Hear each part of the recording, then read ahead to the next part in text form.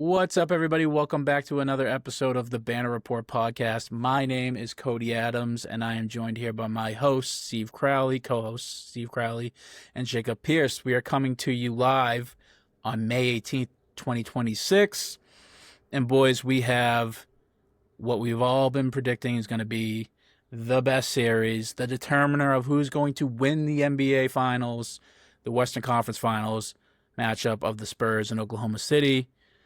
And then we have the Eastern Conference, which is basically who's going to come in second place, the Cavs or the Knicks. But yeah, we are here in the conference finals. We're going to give you a little preview of the series, our predictions, our thoughts on it. And then we're going to wrap up here with a movie review of 2025's F1 starring Brad Pitt, Damson Idris, Javier Bardem, amongst many others. But yeah, boys, we're here now. How are we feeling? How are we doing today? It's a beautiful day in Boston. It's been a beautiful few days in Boston. Going to be a scorcher the next 2 days. So how are we feeling? How are we doing? Just got back off the course, played 9. Really? Where'd you play? Over to Cedar Glen. The same place that me and you went. Just by yourself? Did you join anybody? No, Pops actually was up in New Hampshire, so we stopped on the way down and we played 9. Took Nice. $10 off of him, so I'm fucking loaded until tomorrow when I spend that on a fucking burrito. How'd you play? I shot 11. Obviously better than your dad. Yeah. Shot 11 over and through 9, so I wasn't mad about it. I missed it by 2 strokes. Missed my goal by 2 strokes. Nice. Jacob, how you doing, pal? Great. It was warming up for a beach day this weekend, and just excited that we're finally getting this series tonight. I feel like we've all just been waiting, hoping that Wemby, like, you know what I mean? Like, none of us want to say it all year, but we're all just crossing our fingers that Wemby would get healthy to this point to get the ultimate conference finals. And it's here, and everyone on both sides is healthy. Let's go. I'm excited for it. Speaking of being healthy, Jacob did have a scare at the beach. We have a new rivalry here. Jacob versus fucking Jellyfish. Yeah, I got hit a couple times, I guess, on my leg and stuff too, but it must have been a baby. I didn't even notice until my family was like, Jacob, what the hell are those marks on you? Like, after my mom got stung. I don't think there's any like severely dangerous No. jellyfish in this area. Maybe a Portuguese man of war, but I don't think they're very popular around here. There's no like Bondi Beach, Australia, getting like a box jellyfish and you're gonna die. Box jellyfish is beyond like the size of a fucking quarter, but it'll kill you. Like, it's But it has great. tendrils that are like a mile long. Like, it legitimately is like so small, but its fucking little wispy tendrils are forever, going forever. Like Jellyfish are Wembanyama. so fucking cool. They got no fucking brains and they just exist eating things and just floating around. Like, Yeah, They are cool. they're one of the animals where you're like, yeah, they could be an alien that just fell out of the sky one day. Like them and like all Them and the octopus. squid. I was gonna say any squid, basically. Like any squid, any jellyfish. It's like, yeah, they don't move or act like anything else in the world, and the body, the structure doesn't make sense at all. It's just We crazy. sort of like don't even really understand how they are the way they are and how they operate, like jellyfish in particular, but octopi, I guess is the plural. But they're incredibly smart. You know, they're freaky looking motherfuckers, and they can like literally change colors. that's the craziest part about them is they can just fucking change color. They can be like, yeah, guess what? Now I look like this fucking rock, and you have no idea where. Well, the craziest part is that they have like emotions. yeah, yeah. they get depressed and stuff. I seen That is the craziest I part. seen videos of people that show up and they bring octopus like shells, and the octopus like gives them things for it, and they do it like every day. They just come by and the octopus like collects things for a certain person and just gives it to them, and then they like give them like a shell with like a crab in it or something. Like, Have you ever seen The Boys? no. There's like it's a play on all of like your famous superheroes, right? Like with the bad, but they're bad people, right? They're like shitty dudes and girls. But there's a guy who's like based off Aquaman, and his whole thing is like he's a complete idiot, right? But he has like all of Aquaman's powers, and he has like a long-standing sexual relationship with an octopus who is like his partner, and it's just like multiple scenes of him like with an octopus around his crotch and shit. It's a very good show. It just makes me think, how smart are they, and if they're transactional, could there be octopus prostitution? I don't know. That's a high thought. But yeah, how many shells for a BJ? And they got fucking poisonous octopus too, like blue-ringed octopus. Oh yeah. And over in Australia, like, they'll fucking kill you too. Oh, you'll die quick from those. Yeah, if you get bit by them. Yeah, It's anything in crazy. Like, Australia. this thing's already These things And are they're already, very small. yeah, these things already are fucking crazy aliens that like have emotions and all this, that, and third. And it's like, oh, guess what? Now we got ones that just like could just bite you and you die within like 20 minutes. It's like, what the fuck are we supposed to do with this? Like, That how have is we made it this far as a species? Like when everything around well, was built to kill us. that's because they live in their own area away from. Luckily, we're land based, where we have like a fair chance. Um, but yeah, man, it's the fascination with aliens is always funny to me. We'll probably never know in our lifetimes. We'll probably never see one. Whatever. There are. The White House has confirmed said a slew of like UFO reports recently. Obama said on a podcast that aliens do exist, but he's never seen them. There's not an Area 51. He's just basically what he said is that the universe is so expansive and huge that like statistically it's more likely than not that there's probably more life out there. It was what he was saying, but I mean, come on. He said the aliens exist. But That's that. aliens have always existed. They've just been in the fucking ocean. Like the octopus, jellyfish, we don't even know we can't even reach some areas where there's definitely organisms down there like that are probably Fucking leviathan size. Anglerfish down there with the fucking light bulb hanging off his head and shit. Like that's a fucking alien. They got And those are ones we can see. They got the Greenland sharks. Those live up to like 300 years or something like that. It's fucking crazy. Yeah, they've always existed. It's fascinating. We got one on the Spurs too. oceanography. Yeah. Aliens do exist. He plays center for the fucking San Antonio Spurs. And they have He's probably over going to under win the Western 3.5 Conference Finals. fucking blocks for the first Western Conference Finals game he ever plays. And put your $10 you got on that. Honestly, I put it on Wemby's stats for sure tonight. He hates the Thunder, and especially his matchup tonight. That's for sure. Yeah, and that's a perfect transition into it. I mean, the Western Conference Finals kick off tonight. Thunder, Spurs. The Thunder are minus 260, I think, to win the series. It makes sense, right? They haven't lost. They've been the best team all year. This is the first time ever we've had a 262 plus win teams going against each other in the Western Conference Finals. It's gonna be appointment television. We're gonna have to breeze through this because I don't want to miss a second of it. But it's gonna be a great series, and I don't. You could talk to me into either way. I have an idea who I think's gonna win. I know who I want to win, and it ain't the Thunder. But it's gonna be awesome. What are we thinking for this series? Any thoughts? Any predictions? Any storylines you want to look for? It just sucks being a fucking East Coast fan of watching this. Like every tip's gonna be like an 8:30 tip. That's gonna be brutal. Yeah, but at least we're not running like 3:30 on a Saturday playoff series, and like in ones where they're like tipping off halfway through the other one, like last series. It's in my complete honesty, I really have hated the network coverages of these series. I just don't like them. More to your point, Steve, the late tips and all that, and I just can't believe we haven't figured out why we can't just have one series a night, basically, like how the scheduling works out. It's been very frustrating as an enjoyer of the NBA. I mean, even though my team's been out of a it. game 7 on a Sunday. Like there's no football. You're not competing with any other sports really right now. I mean, NHL. I mean, NHL, right? Theirs, but the crossover between NHL and NBA fans is not huge. No. It's We're usually rivals. yeah. I mean, you got Sunday Night Baseball, right? But Yeah. And some golf, I think. But otherwise, PGA Championship was yesterday too. But I mean, still, you could make it a 5 o'clock tip. Yeah. Like, it's a Sunday. We didn't need an 8 p.m. Eastern Standard Time fucking tip. Like, I mean, thank God the game was basically over at halftime, though. yeah, I was up at fucking 2 this morning to go to work, so like I didn't even get a chance to even watch the game last night. So you didn't miss much. Yeah, I was gonna say, good for you. demolition. It sucked. Yeah. My biggest gripe just has to be like looking for what fucking platform it's going to be on. Because I always I'll go to the one I saw it on last night, and obviously it's Switch, and I'm always like, where the hell is it supposed to be? And then it's Peacock Prime or ESPN, or that's just everywhere every other night basically. Legitimately, every single night I search either one. I start with Prime. If it's not on Prime, I'll go to Peacock. If it's not on Peacock, I'll go to the Fubo where ABC is, ESPN is. It's like, yeah, we gotta do a much better job as a sport to get the word out where these things are and all that. And the NFL is going to be completely wacky because there's games on YouTube this year and like And just Netflix, the platform obviously. YouTube and Netflix and like that's crazy. next one of the games we're probably not too far away removed from like one of these games being streamed live on like Twitch. Yeah. Like it's ridiculous at this point. Apple gets some things too. Like it's just basically like we're gonna see our first HBO game this year or next year. I guarantee it. It's just gonna be every single one at that point. Oh yeah, absolutely. I mean, the only way I can figure out when anything's being broadcast is to go to the NBA app because it tells you. That's all I do.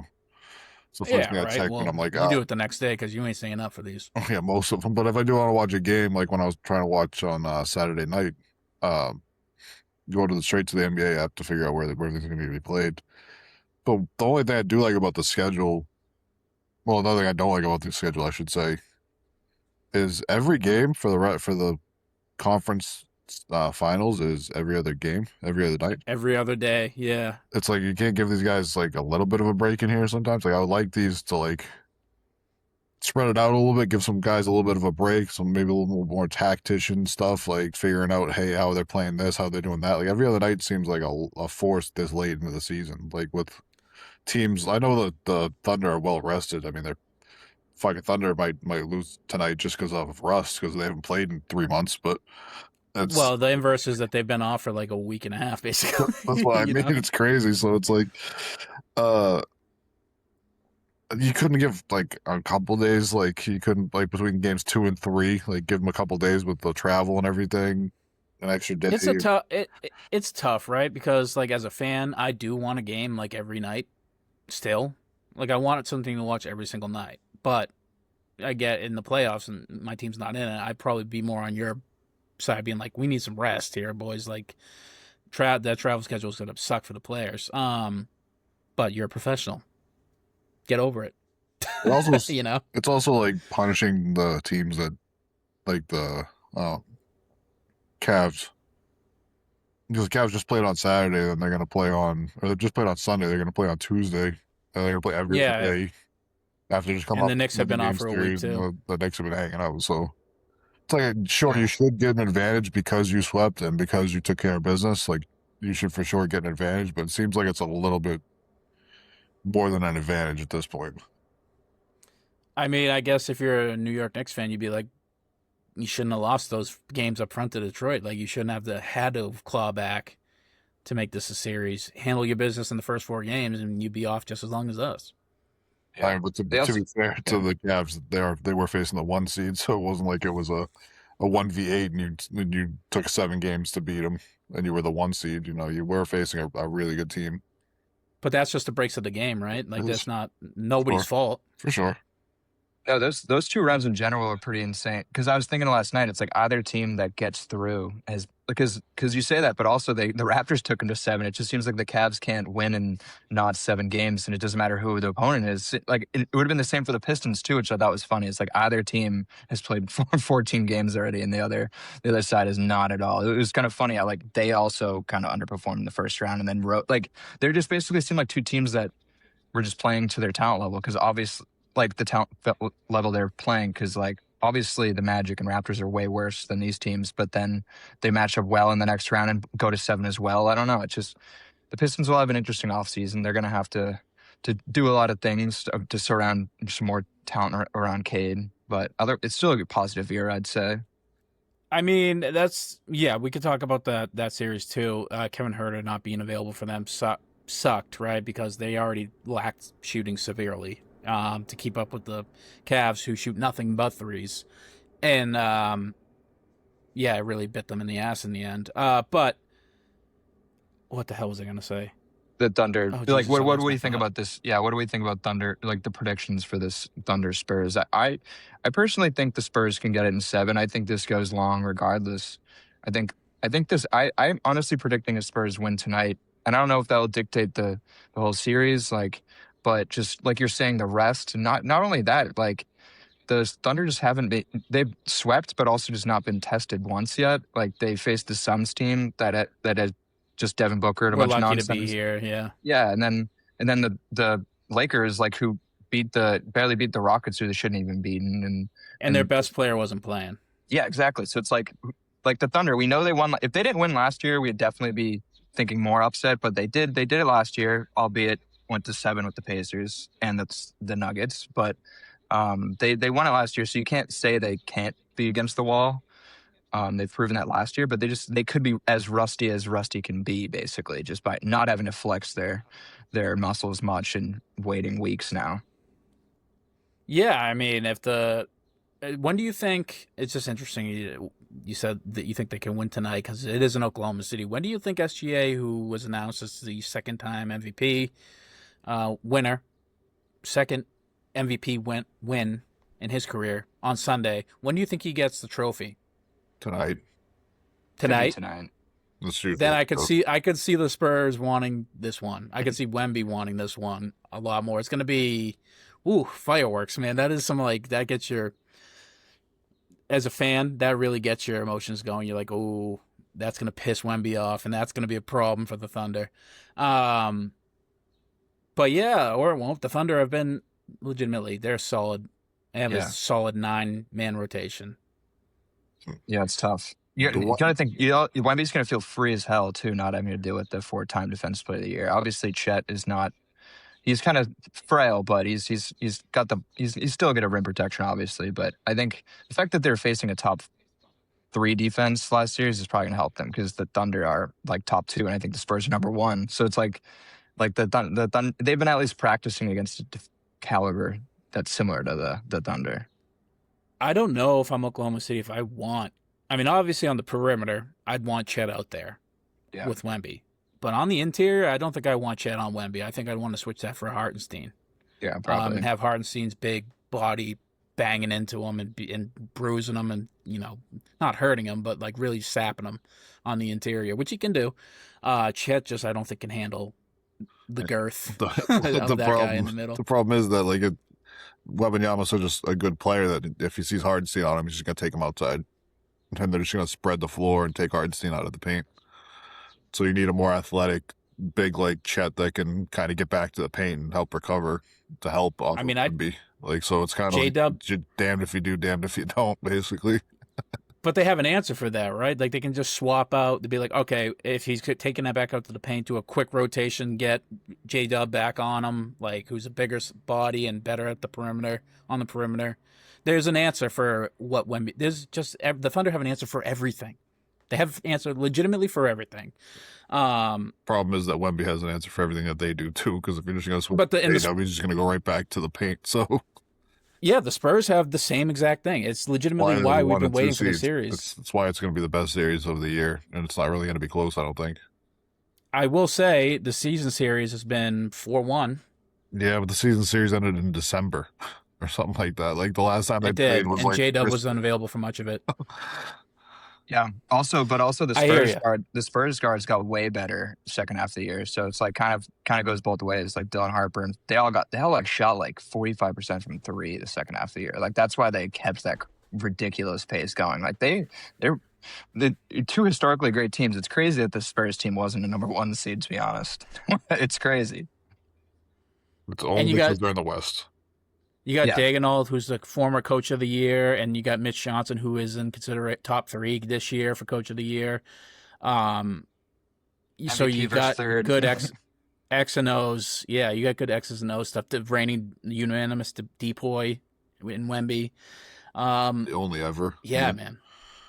It is it's a basketball wet dream of a series. And I hope it goes 7. I hope it goes 7. I hope this isn't like the Thunder were just gonna, steamroll them, or the Spurs get them in 6. I hope this goes legitimately all the way, because Game 7 is gonna be, imagine, Game 7 of that series. Who do you guys think is gonna? The fucking Thunder haven't played in a week. Literally, their last game was last fucking Monday. That's crazy. You're looking at that like it's more of a negative than a positive, though. No, I'm saying it's just crazy that they've literally had a whole week off in the middle of the playoffs to rest and recuperate. That's crazy.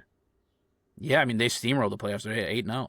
They haven't lost. It's just it's what exactly we thought it was going to be. It's tough because you see the 8-0, but then it's also obviously they're 8-0 because you see the roster. It's just tough.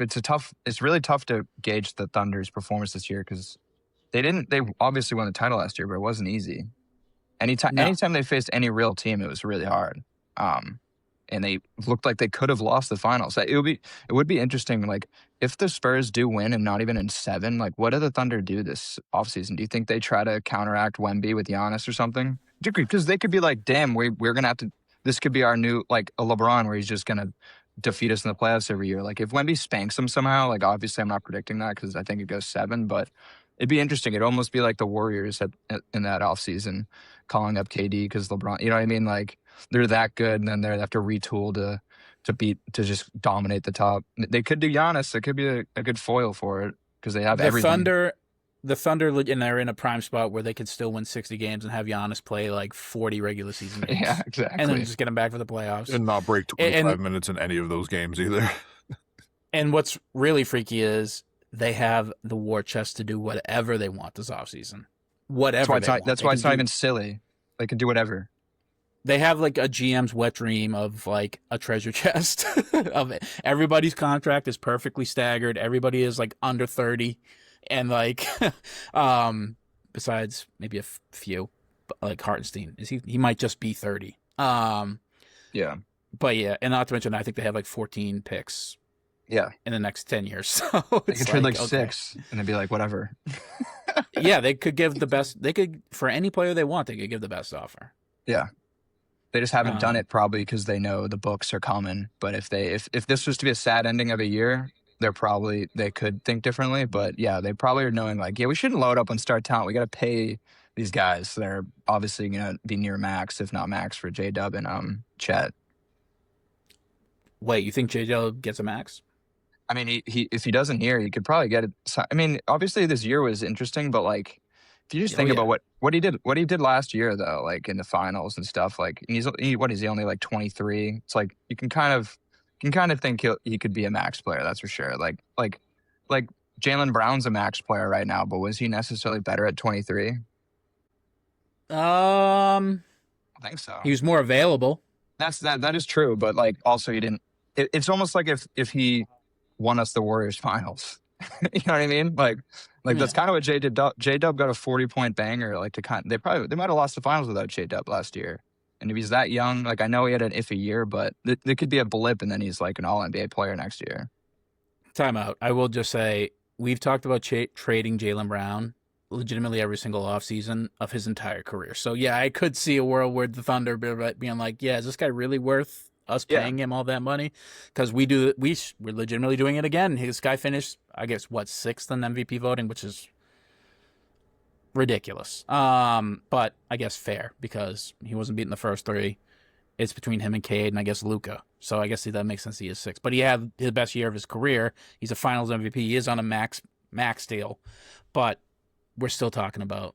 I feel like now we're closer than ever to moving this guy, which sucks as a Celtics fan. And he's far more proven than J-Dub is at this juncture. I will say, J-Dub's in like his 4th year though, and here's an All-NBA team in his 4th year. I don't know. I don't think Jalen had that, right? And it's by his 4th year? No, yeah, you're probably right. Yeah, I think championship in the All-NBA by now. Like J-Dub, like he's just kind of hiding behind Shea, but obviously he had a weird year, but. He could be. I don't know if the Thunder pay him that, but he's going to get a max somewhere. If not, I think that's for sure. He'll get a max. Kings exist, so yes. Yeah, well, right. Yeah, they'll pay the RFA tax. They'll do everything to get him on a max deal. And then they will put nobody around him, and he will just go there to fucking. Yeah. It would be fun though. He already won a title somehow. He's like, you know what I mean? Like he could just be like, you know what? Maybe I'll just fuck around the rest of my career. I already did what most can't. Wizards draft Boozer and then sign J-Dub in the offseason. Like, that's a crazy team. That'd be ridiculous. That'd be foolish. Why would you do that? I mean, I'd like the Thunder to blow their chemistry up too, but yeah, obviously as a Celtics fan, I'm like, yeah, blow the whole team up, make stupid moves, overreact to a loss, which you know, as a Celtics fan, believe me, we're used to this. We do it every single time. But yeah, I just that the Thunder don't have to pay him, and that's a good place to be.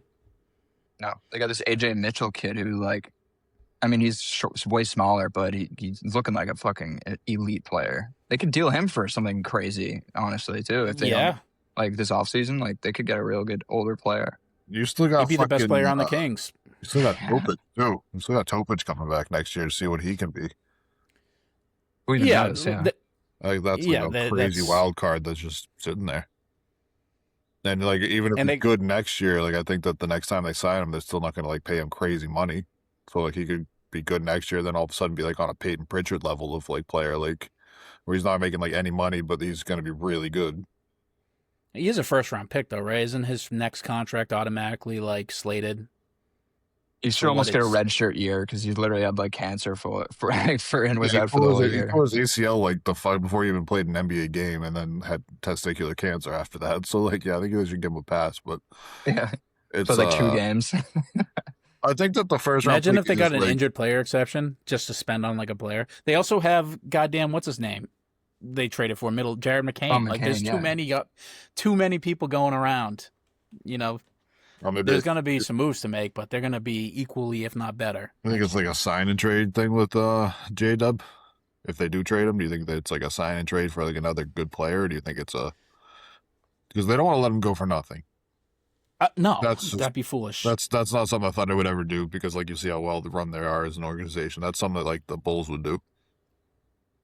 I also will say, I think that they should sign him because he is the only player on their roster that fits that tweener, guard, big perimeter stuff. Like he is the only Big wing. wing really that they can roll out there at an elite level right now. So I would pay him just on that for team building sake. You know, just chalk this year up to a fluke year. We'll see how he does. He's probable, I think, for this game.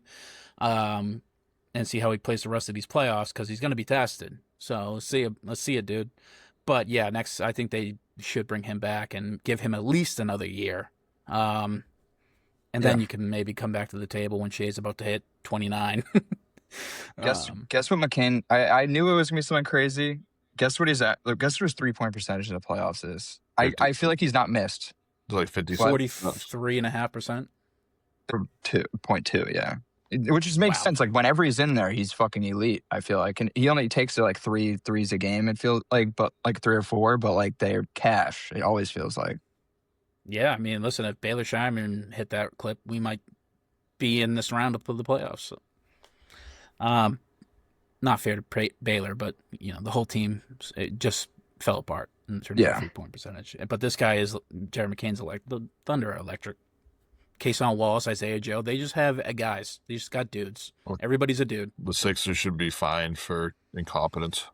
Like you traded him for fucking a couple of picks. Like really, like, and they're Thunder picks. I'm pretty sure, so it's not like the good picks. Incompetence is a bit much, right? I don't think so. I mean, you just traded the team that just won the title. A guy shooting 54% from 3. Like I think that's pretty incompetent. He wasn't really playing. Maybe he should have been. Maybe they wouldn't have That's gotten a fair point too. Maybe they wouldn't have gotten swept. Maybe if they had Jared McCain on their team in the second round. I hear you, but they're also at a point where I think they're like, and they fired what's his name there? Morey. Yeah, Daryl Morey. They're in a position where I think they're gonna like switch courses off of this Embiid tract. They're gonna go into like a sort of a rebuild around their 2 guards. Beat to McCain maybe the didn't fit that Warriors. structure. Beat to the Warriors. I don't know what they're gonna get That was the in return. The That was- old man team. that was the mixtape take.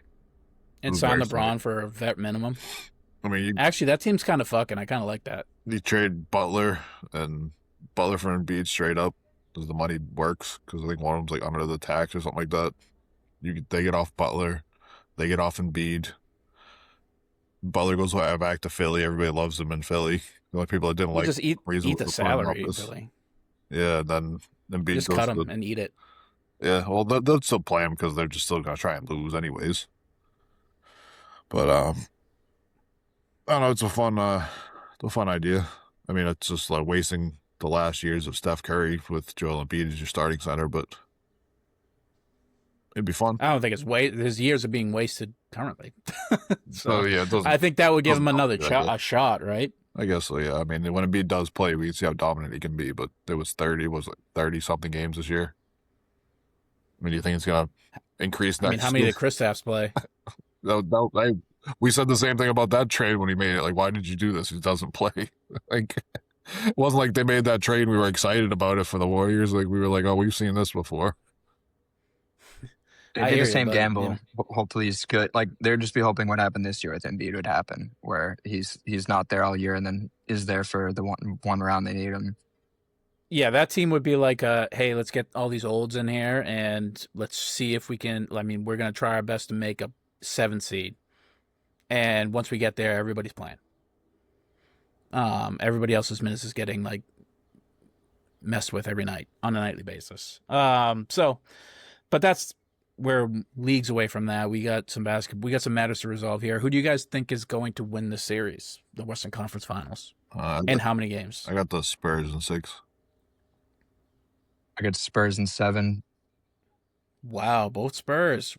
I feel like it's biased. I don't know. I thought when you go to 7, I feel like it's like just a coin toss of who you want in the end. But so I'm going Spurs in 7, I guess.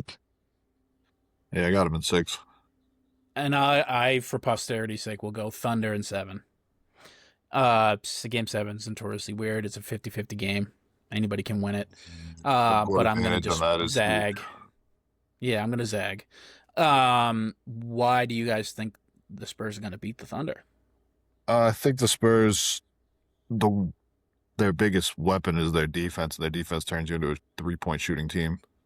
And the one thing that you can point to for the Thunder all year that they haven't been like elite at is their 3-point shooting. Like they can be streaky at that. And if you want to, their best players are players that like to get downhill and score, and you have an alien sitting there that had a 12-block playoff game. Like he's fine with you driving at him all game.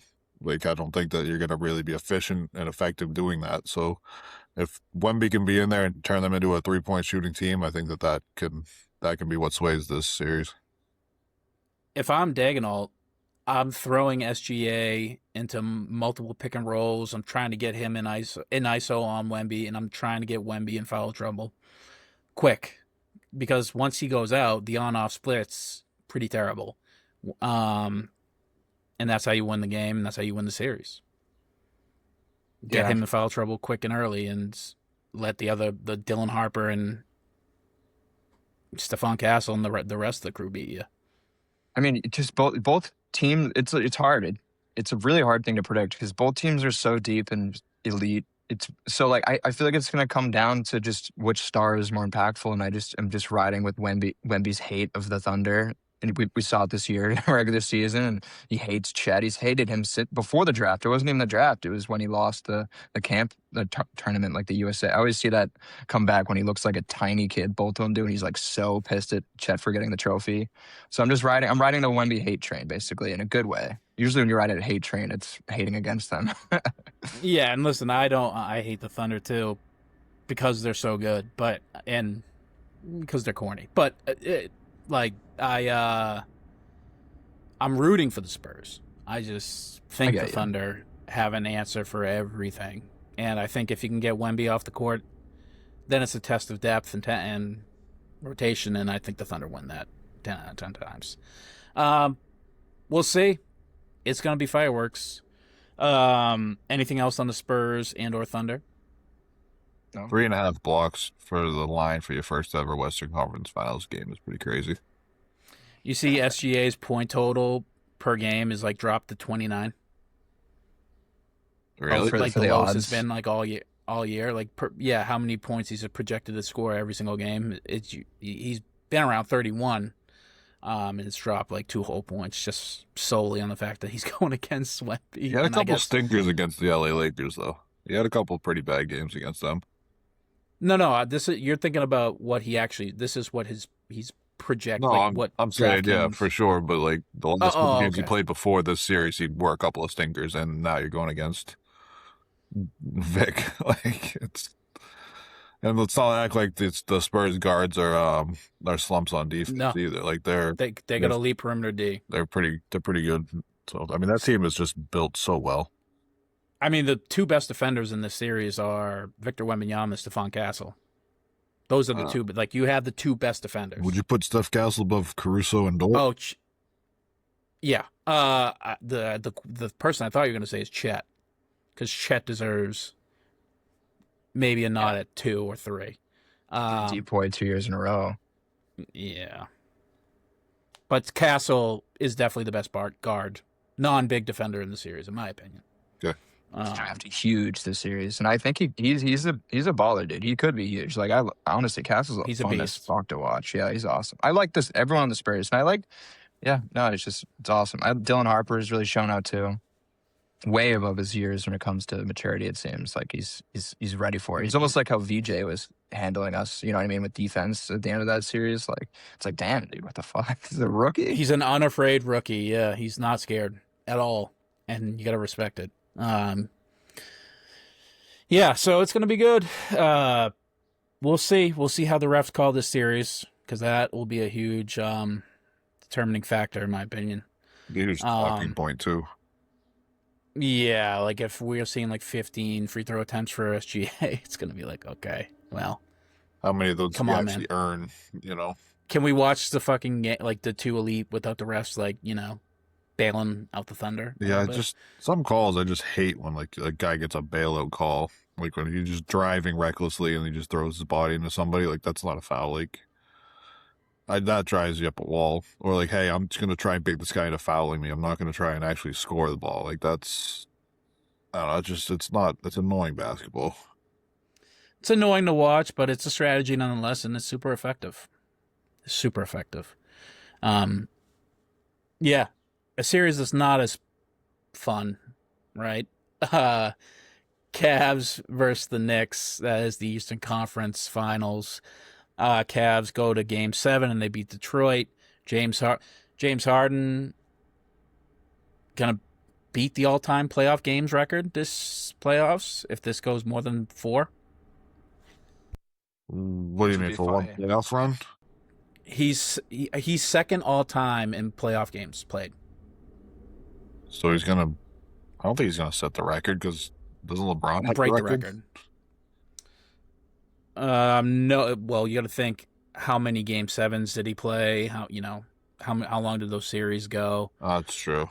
Yeah. James Harden's been in the league 17 years, very long. Yeah, he's been in. I mean, so like when you're looking at the LeBron 21 years or whatever, it's like kind of mitigated by the fact that James has played 17. And he's also been in playoffs every year. Yeah, he was with the Thunder off the rip, then to Houston, dragging them into the playoffs every year. That's crazy. I didn't know that he was that high up on the list. Yeah, and it's not the first time he's been to the finals, right? The conference finals. Oh, it can't be, because third time. Yeah, he made the conference finals with the. Well, he made the finals with the Thunder. Yeah, then he made the conference finals with the Rockets, I think, right? Wasn't that the year they missed 20-something threes to lose to the Warriors or something? Yeah, and did he make it with the Clippers once? I don't know. Maybe. Probably not. I know he made it against the Celtics and got smacked last time, so. Yeah. He did his best to ruin it last night. He was like the only one who had a bad game somehow. Yeah, somehow you get a James Harden stinker and you still lose by 30. Like, that wasn't great. He's showing his age a bit. Yeah, I mean, he had a decent series overall. Like it's been like this in the playoffs with him since he was young. Like, yeah, he just has bad mental nights. This can't be right then. What I just said was wrong, because apparently he's 15. He's played 186. Okay, but he's close. The all-time leader is LeBron at 302. Yeah. I was gonna say, like, even if LeBron didn't play that many games, like he played for so long and made the playoffs every year and went so deep every year. He was in the finals 8 straight times or something. Yeah, he had 8 straight finals runs. So even if he swept every single one of those games, that's 16 games a year every year for 8 straight years. True, but like, James Harden, he ain't sweeping anybody in the playoffs. Every series probably goes 7, and like if he made it a few but I digress. Can you guess who second on the list is? And playoff games played? I tell you what, he's the second active leader. KD? I was about to ask that. It's not KD. KD missed too much time. It's not KD. It's not Russ, is it? Russ. No. He missed. You're thinking too big. Think of role player. Oh, role player that's active. No, not active. All time. Oh, you just said active. You said he was active. No, Harden is second active Oh. all time playoff games played. Oh, is it Danny Green? No, That's a good one though. I thought with all the Not a bad Spurs guess. years and everything like that. he's a point guard. PG. Was he a coach? He might have been a coach too at one point in the NBA. I want to say George Hill, but that's famously- definitely not it. Famously got into a fight with, I believe, Jason Kidd. Like a fist fight. Oh. Jason Terry? Played for the Kev- Lakers. Oh, I was gonna say like Oh, Kevin Fisher? Johnson, but not that. D Fish? Derek Fisher, yeah. Oh, No, that makes he had a sense. fight with Matt Barnes. Matt Barnes, one of them drove fucking like 3 hours to go fight the other one or something like that. Yeah, it was like somebody cheated on the other with his wife, and then somebody drove like across the country to fight him. I think Derek Fisher was the nasty man in that situation. I think he was the adulterer. Yeah, I mean, he played from 97 to 11 with the Lakers. That's most of his run right there, right? And then Utah Jazz in 07, When they were then the decent, Thunder yeah. from 12 to 14. I forgot about him on the Thunder and the Jazz. I didn't even know he played on What the did he do Jazz. from 2007, 2008 to 2012? Oh, no, he went back to the Lakers. That makes sense. Okay, that's what it was. And then Timmy D, Robert Ory, Kareem, Tony Parker, Kobe, Manu, Shaq, Scotty. Oh, Al Horford's up there. Yeah, he had a Or I lot, guess of, it's checks out. still active. a lot of times with the Hawks. Yeah. Anyways, Knicks on a 7-game win streak. They really figured out the Sixers quickly and tossed them aside. I will say this feels like the two best teams in the Eastern Conference on paper. This sort of is like a testament to like if we were at the beginning of the year, this might have been a lot of people's prediction for the Eastern Conference Finals. Yeah, this was Just most because of the people's. talent. This was most people. Um, This was chalk basically when going into the year. Everybody thought that was going to be the 1 and the 2 seed. Yeah, and obviously the Celtics and the Pistons overperformed all year and beat them in the seeding and then subsequently lost in the playoffs. So I don't want to just blatantly pick the Knicks. I'm going to pick the Knicks. But the Cavs do seem to have unlocked something with this team. And I know James Harden is like, hit or miss a lot of these nights. But the activation of Mobley, Allen's playing well. Mitchell's obviously Donovan Mitchell. He's going to ball out every single night. It's kind of not nothing going against this Knicks squad where it's like, you got smaller guards. You do have a lot of wing defenders, but, OG's health is skeptical. It's supposed to come back. And then you got Cat and Mitchell Robinson who for your bigs, but they, the Cavs got Mobley and Allen. So it's not a terrible matchup on paper for the Cavs. What do you guys think for this series? Still got the Knicks in 5. I just don't Yeah. think, Knicks at 5? Okay. I don't think it's going to be close. I was chatting with my Knicks friend about this, and I actually kind of agreed with his takes. Like, because if you think about like who do like the Cavs really have for Brunson, whereas like you can think of the other way, like the Knicks have people for Donovan Mitchell, that's for sure. Like that's the thing that kind of hung up on like the perimeter defense for the Cavs is going to be suspect against Brunson. I feel like you don't want to throw Donovan on him all game, like to pick him up like full court, like and you know what I mean, like be a dog against him. So it's like there's not really someone on the Cavs like that really can be tasked with bugging Brunson the whole game. Whereas you can have Josh Hart, Mikal Bridges, like, you know what I mean, like Mikal Bridges like just pestering the Cavs guards. The Knicks, I think, have had the best perimeter defense all year statistically. Like they're one of the best protectors of the perimeter, just because of who you said, OG, Hart, even Brunson, for as small as he is active hands on the perimeter. He's not a zilch. He's just when he gets taken into the post, there's nothing he can do. And that, with the inverse of that, is they don't have anybody for Brunson, but the mismatch of Harden on Brunson, that's something that you could exploit. I will say that there's no better defender in the series than Evan Mobley. So maybe that's your answer, is that you have him rim protecting, but that means you have to have Jared Allen on Cat out in the perimeter. Yeah, I don't know. I think Mitchell Robinson too is gonna be a fucking problem rebounding wise for like we saw them like he's just a hulk of a man. I think, and the cat's big too, but obviously Mitchell Robinson's gonna be like unleashed on Jared Allen out there. Like I don't think they're gonna be out of their way like they did with Detroit. I don't know. Knicks are a really good team, rebounding team. Jared Allen's Yeah. been rebounding the fuck out of the ball though. He had 20 rebounds, I think, in that Game 7 win. Like he's been a monster. Yeah, he hooped. And then I think in the other Game 7 they played, I think he had 23 or something like that. Like he's been a monster on the board. So I think that he can nullify a little bit of what Mitchell Robinson does. But the problem is, like, can Mitchell Robinson stay on the court? And, like, can he be healthy for the whole series? Because if not, that's Well, change a lot for the series. he's a complete liability on offense. And if you figure, like, if your 5 is a zilch on offense, and matter of fact, they're going to probably foul him the minute he touches the ball and send him to the line, it really puts a lot of pressure on Cat, who's going to be guarded by who I imagine will be Evan Mobley, and that's going to be dubious. And then it's really like, can Jalen Brunson carry this team, and can Josh Hart hit enough of his threes? I mean, he's like shooting 29% or whatever. Like, he's not the best three-point shooter. He's very trick-or-treat with that. OG, what can he do? Mikal Bridges, who is like, you know, a laughing joke meme like 3 weeks ago, is now like, there's a lot of pressure put on these guys who are not, besides Brunson, who are not really the best scorers. I'm talking myself into the Cavs. I mean, I'm going to pick the Knicks in like 6. I was thinking 6.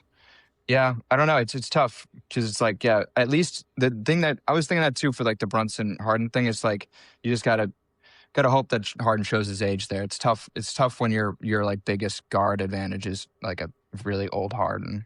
So we'll just see how that goes. But I mean, Harden could have a crazy game against Brunson, like the when they really need it, like the every other nature he has going on in the playoffs.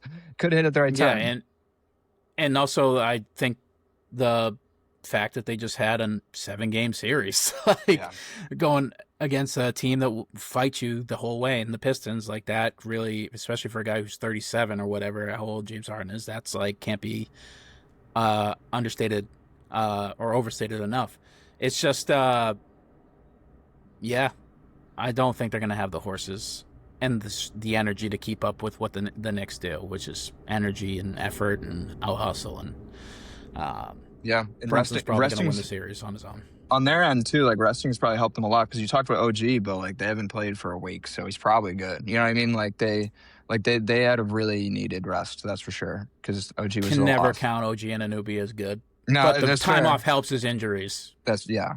You never know, but at least they're not. If they're in the other situation where it was like he was on the Cavs going in right now, I'd be like, oh, he can't make this series. You know what I mean? So it's what had to happen for him to come back. The one thing you can say about OG Anunoby is even if he's hurt, he's always going to try and play. Like I remember them. Oh yeah. I remember him going out in that series against us a couple of years ago, and maybe it was last year, and he was like on one leg trying to play in that game, and you could tell like he just couldn't move. Or maybe that was the Pacers series last year I'm thinking of. There was one series where he had a terrible like hamstring injury and like he was just playing through it like a dog. It's just every year of his career he has like a hamstring injury that fucking sets him back. He just has bad hamstrings like me. Do you remember that no dip goddamn 3 he hit on us in the bubble? Oh, forever ago when he was on the Raptors, yeah. That shit hurts. On the weak side, he did his whole career before the last couple of years. Yeah. Anything on the series that we didn't discuss? Mobley's going to be huge. Probably if the Cavs win, it'll be because he had a great series. Yeah. Yeah. Has to be. And if Harden can cook a bit, but yeah, it's like, yeah, because you know that like however it happens, Donnie and Brunson are going to get their points, and yeah, it's just going to depend on. Yeah, look, not the inverse of that is if Cat can survive. It's like which big that has flaws can survive basically, because Cat, it's like if he can stay out there, he's definitely a plus compared to Mobley in ways, but you never know with the way his brain works in some of these games. Yeah, in the rebounding differential, you said the Knicks have the number 1 offensive rebounding team in the playoffs, and the Cavs these playoffs have been like ranked 14th overall in defensive rebounds. It's like the rebounding differential is going to be big. Shooting, the Knicks perimeter defense is elite, like we said, probably the best perimeter D besides Oklahoma City. left in the playoffs. But the Cavs shoot like 36.5 threes a game. Like they shoot the shit out of the ball, so that's going to be huge, make or miss. And the fatigue factor. So we'll see. Yeah, I think it's gone 6. We'll see who's going to lose to either one of the Spurs or the Thunder. Yeah, basically. Yeah, at this point, do we just do like a tournament style where it's like, hey, the loser of the finals has to play the winner of the Eastern Conference Finals, or play for third place? Like the loser of the finals gets second, and the other two teams get to fight over third. Because like, I feel like whoever loses in the Western Conference Finals is going to get screwed out of like what they should have won something. You know what I mean? Yeah. It will feel on the 30th of May, which is the potential Game 7 date for the Western Conference Finals. That is the coronation of the NBA Finals winner. The rest is all just rigmarole, and we'll see. But hey, maybe the Knicks will shock the world. Yeah, you know, I'm rooting for the Knicks. That's for sure. No, I can't. No, there's a guy who calls games for his sister who had a traumatic brain injury. Like she can't. I saw that little expose. Yeah. Yeah, I've been watching them on TikTok for a long time, and I'm rooting for the Knicks just for them because like that's just such a great story. Like that is a great story. I got to root for somebody coming out of the East because, I mean, it's David versus Goliath.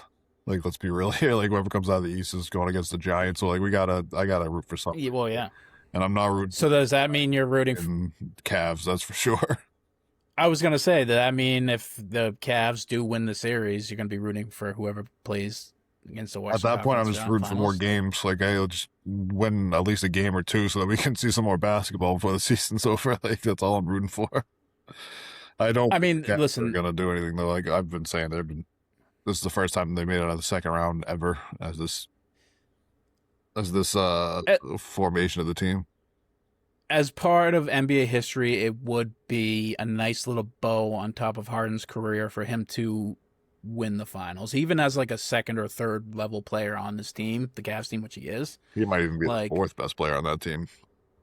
And he'd have to be cooking for them to win it all, though. That's for sure. And it's hypothetical. He'd have to be cooking.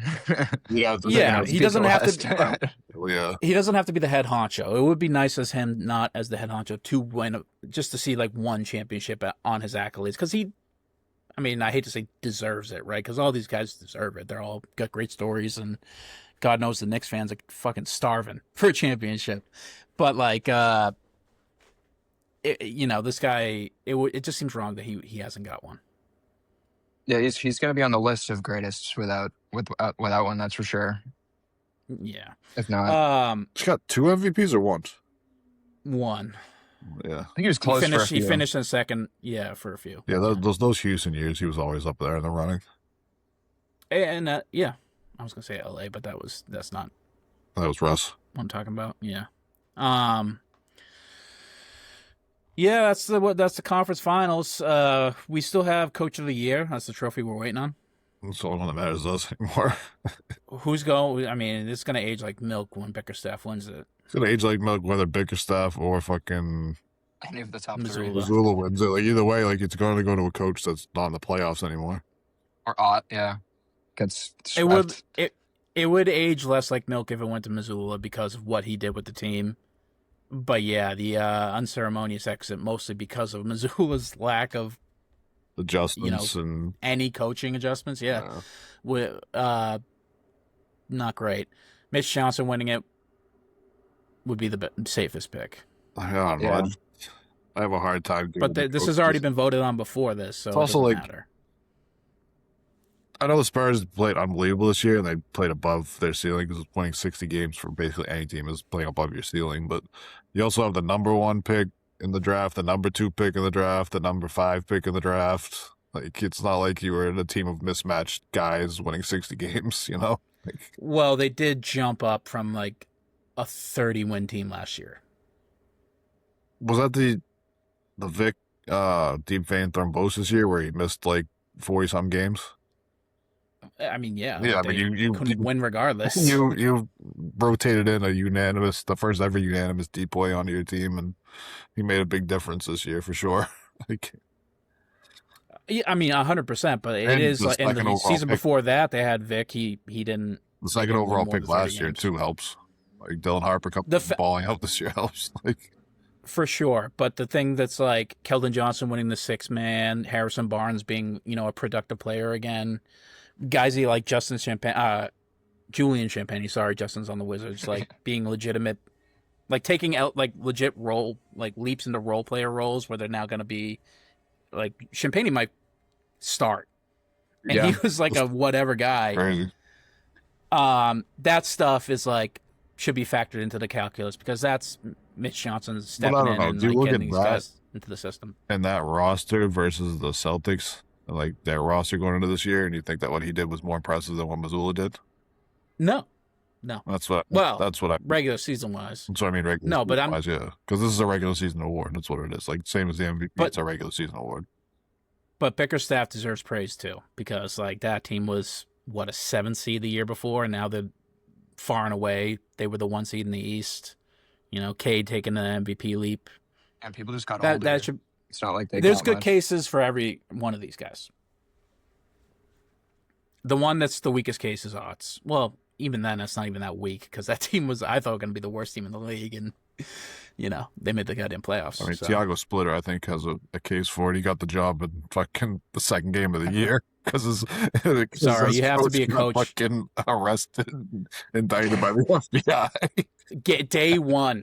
Yeah, he coached one game, and then they indicted him the next day, and they was like, "Hey, Thiago, guess what?" Like. He was carried out of the Moda Center or whatever that place is called in handcuffs. And they're like, Thiago, it's all you, buddy. He's like, all right, I'll coach. And by the way, you're not getting a contract extension, even though you took us to the playoffs. He took us to a 7 seed. They're literally as good as you can do with that team. Yeah. Yeah, man, those are the series. We'll see. It's going to be appointment television. You guys see Memphis was voted as the place that players least want to go by like a lot. Yeah. That makes sense. Every other fucking podcast you hear, players are talking about how much they fucking hate Memphis. I get it. It's not the best city, but like, I guess the how is that accommodations beating the Kings? suck too. I guess I was gonna say they don't try either. Yeah, like the arena's not good. The fucking hotels around there are not very nice. I guess is another thing. Like, according to LeBron, that was also like that was one of the other polls they took is like what is some of the things that franchises do that is the most likely attractor of players, like free agency players, and player accommodations was like number one. Yeah, that's a huge by thing. A lot, and that makes sense, right? You spend half the year traveling with them, like so you need to be like comfortable where you are. Yeah, do you remember Desmond Bane's take when he went to the Magic? He was like, "Oh my God, they have windows in their facility." Like he was like amazed by the Magic facility. Yeah, that's how bad that this shit was. Yeah. Like it was a legit grindhouse. Like that's like if you're not like the right mind state to be there, like the Tony Allen, Zach Randolph, like Marcus Hall fucking teams. Like if you're not like built like a lunatic like that, then like you're gonna hate Memphis. Like, it's not an enjoyable place to play from everything that you hear from all the players. Yeah, you need dogs and you need Mike Conley, the nicest guy ever, and those are the only people that work.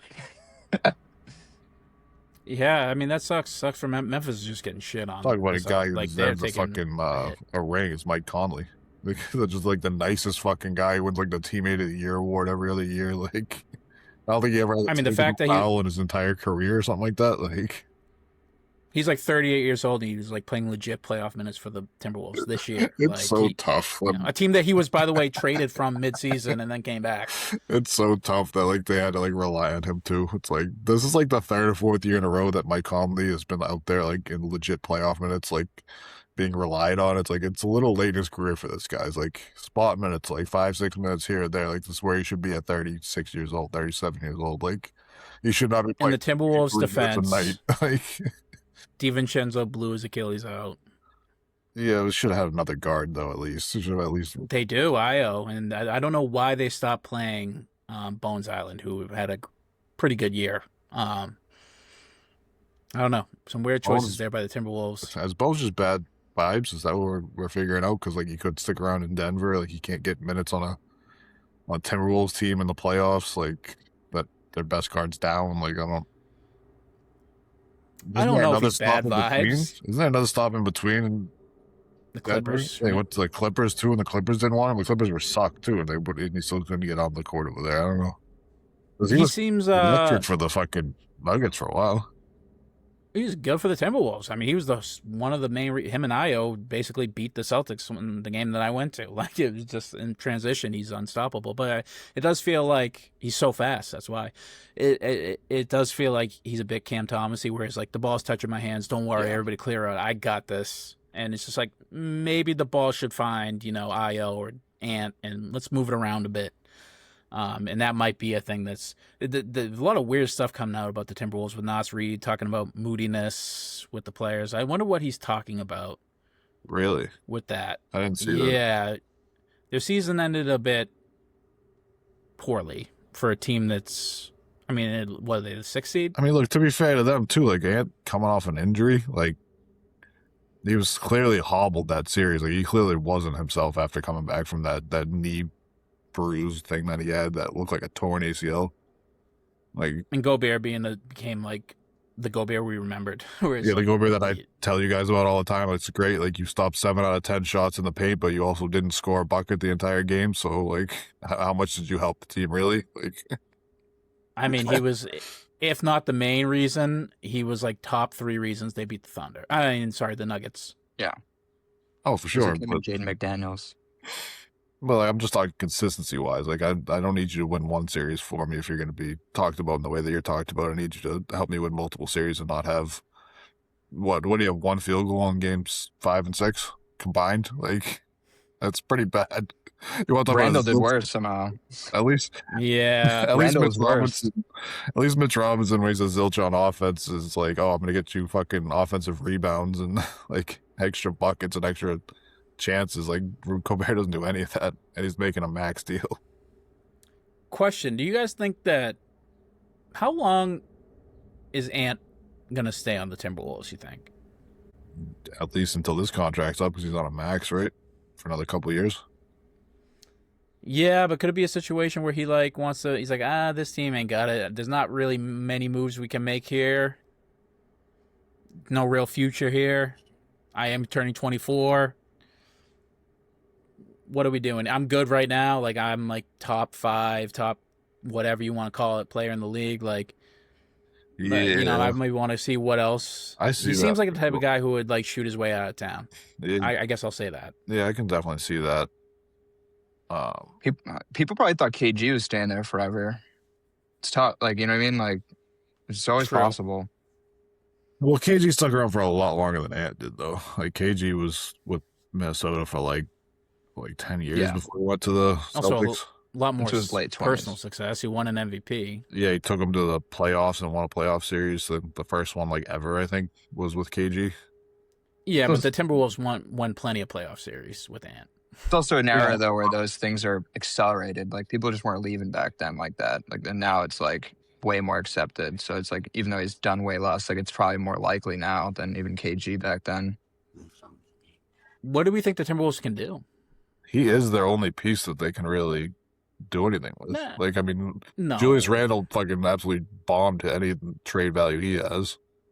But that's the move, right? You got to get him off. But you're not going to get anything for him. Like, you're just going to get That's not return true. salary, and you're going to, like, what, cut back on your salary cap? Like, I don't... He had a pretty good year, Steve. Yeah, but look at the playoffs. Like, nobody's going to look at the year you had when you're playing for the playoffs. Like... Chalk it up to a bad series. You could talk yourself into Julius Randle. I'm telling you, there's the 28 Sacramento other Kings teams that can exist. talk I'm themselves aware into of the Sacramento Kings exist, but what are you getting from the Sacramento Kings? Like, But even like I a don't team like the want Zach Hawks could talk LaVine. themselves into him. who's gonna the Hawks? Yeah.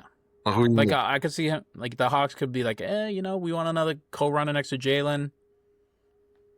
He fits sort of a niche thing that we don't have, which is like a tweener big. I don't know. Like, what are you gonna get for him? I mean, whatever. That was just an example, but like, I don't know. Because the thing is, like the point that you're making, like, you gotta try and win now with Ant. So, like, whatever you're trading Randall for has to help you win now, and I don't think anybody's gonna give you anything that's gonna help you win now for Julius Randle. How about fucking Dyson Daniels? I love Dyson Daniels, but holy fuck, I think he shot 12% Well, he's a from three this zilch. year. He's a zilch on offense, but his, The amount of elite guys defense. in this league that are zilches on offense is astounding. That still are major playoff players like Asar Thompson, Amen Thompson, Risa Shea, Mitchell You guys hear Robinson. Simmons talk about this on his pod today? He's just like, what do you think those games between the Thompson twins was like growing up? It's just like Physical back to style. the basket. Like, guys, we've been here for 4 hours. Dinner's ready. You know, like, hurry up, finish this game. They came in like completely covered in each other's blood every fucking night. I feel like it was like brutal. Pretty funny bit. Yeah, man, I don't know. There's a lot to talk about, but I want to get to watching these series, which are going to tip here shortly. So let's move into our movie review, unless we got anything else.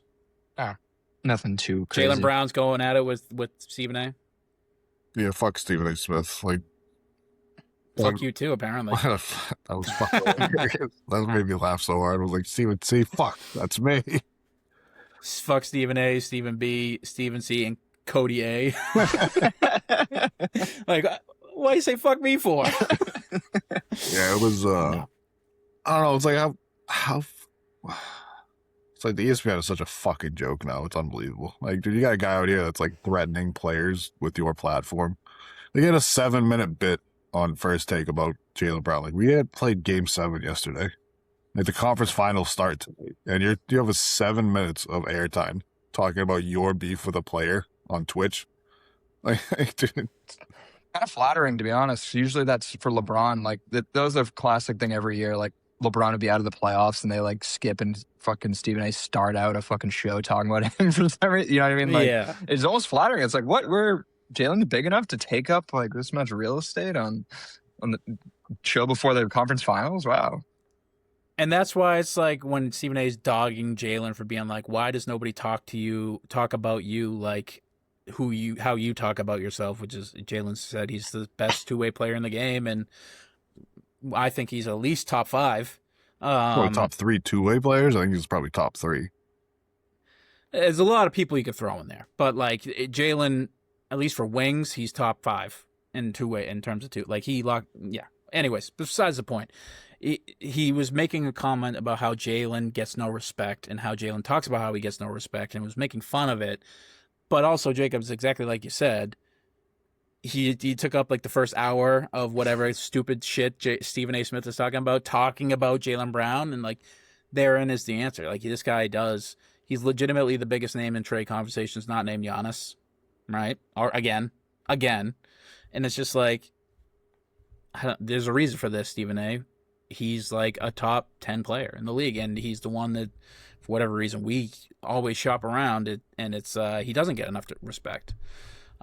With something also, Stephen A can't say it out loud, but there's a big reason why Jalen's not sponsored the way other people are. Like you said, he still has big sponsors, but like he speaks his mind about injustices. Like he'd never work with Nike. You know what I mean? Like he started his own shoe He's brand. running his own brand. I was gonna say, yeah, like there's he chooses. He kind of he's like done this to himself in a good way. Like he doesn't want to work with all these corporations that are bad. Like it's kind of on purpose. Like it's not as much of a slight to Jalen as Stephen A thinks. Like, oh, you don't have a big Nike deal. It's like he tweeted like at Nike saying he like disagreed with shit. Like he doesn't care. Like he's already made like what, fucking $400 million or something. Like he's just gonna. Are you kidding? Yeah, he's confident in himself.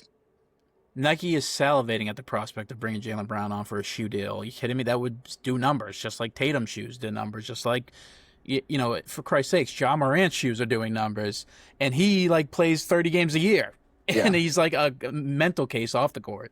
Jalen Brown, who's for all intents and purposes put together on and off the floor, and by the way, is a Finals MVP. They would kill to have Jalen as a shoe. Any of these, Adidas, Nike, whatever.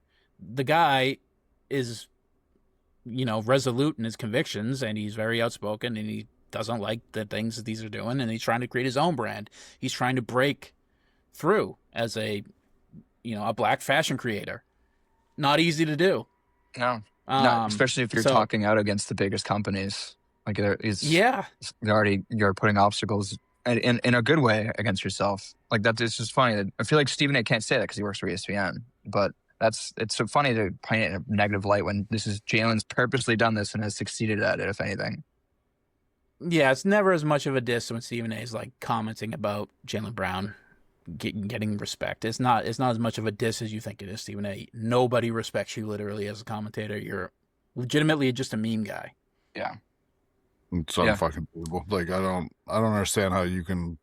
I don't understand how ESPN can think of themselves as a legit sports platform when they platform a guy who openly threatens players with information that he hears from other things. Like, what the fuck is this? Like, what are you on a fucking Stephen podcast? A. Like, what are you on ESPN sold its soul. These stupid fucking drama podcasts. Like, what the fuck is this? Like, it's unbelievable. Like, well, it's exactly like we said, Steve. It's the ESPN sold its soul and decided that the platform is Stephen A.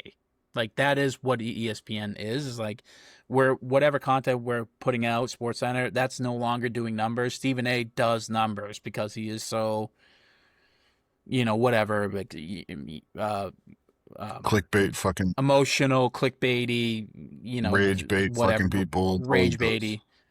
He is that's what they decided that's what they're going to roll with, and he still does numbers, and that's what it is. So I can't even really blame ESPN. I mean, I can, but they have a lot bigger problems, more fish to fry than that. It's just that this little spat he's having with Stephen A., who is the biggest like non-player focal point of sports besides maybe Bill Simmons, on top of like the trade rumors, on top of like Boston, it does seem like it's all kind of convalescing into a big bundle of like, fuck, this shit sucks. I hate this.